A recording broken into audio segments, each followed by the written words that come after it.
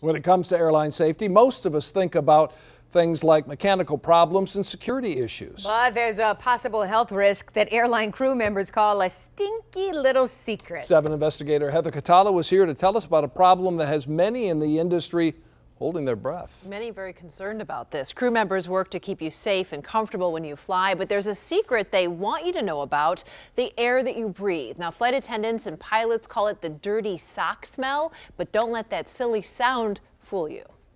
But the smell kept getting intense where I started to get lightheaded and wanting to throw up. A flight attendant claims a fume event sent him to the emergency room last summer.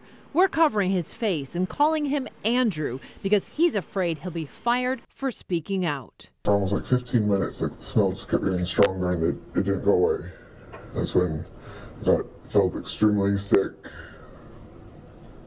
lightheaded, and it was like hard to breathe. Andrew wasn't the only one with a serious reaction. My other flight attendant next to me asked, is this that smell that everyone's been talking about? Everyone called it the dirty sock smell.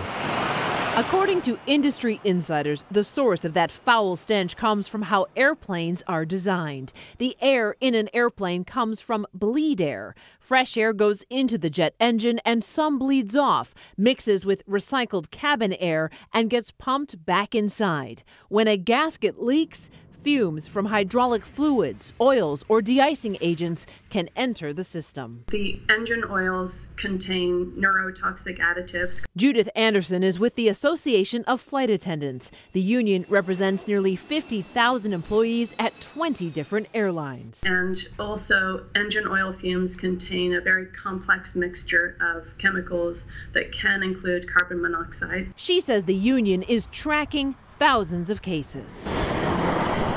Symptoms of hypoxia, headache, dizziness, feeling faint, confusion, sometimes incapacitation, which is obviously an issue for flight safety and security. When Andrew's plane landed and the flight attendant's symptoms persisted, they were sent to the emergency room.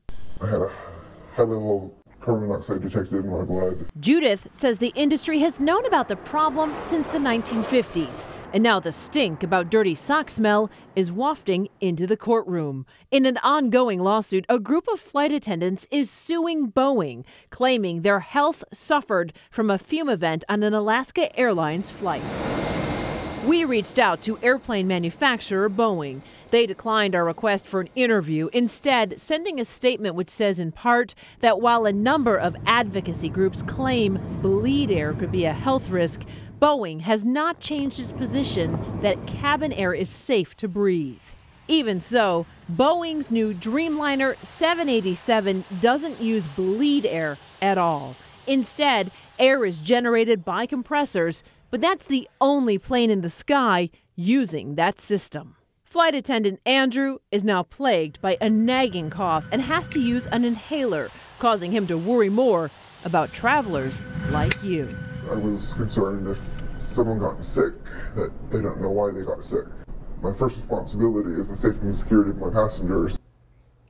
Airlines for America represents the airline industry. They sent us a statement which says in part, quote, incidents of this kind are atypical and infrequent, and studies show cabin air meets or exceeds health and safety standards. Now, we also reached out to Airbus, which points to research that suggests while neuroactive chemicals are present, the concentration is too low to be of concern. We have the link to those studies and full statements from Boeing and some airline carriers on our website at WXYZ.com. So lots of information there if you want to learn more about this. And still something to think about, especially with the planes getting older and older. Yes. Yeah, good stuff. Heather, thank you.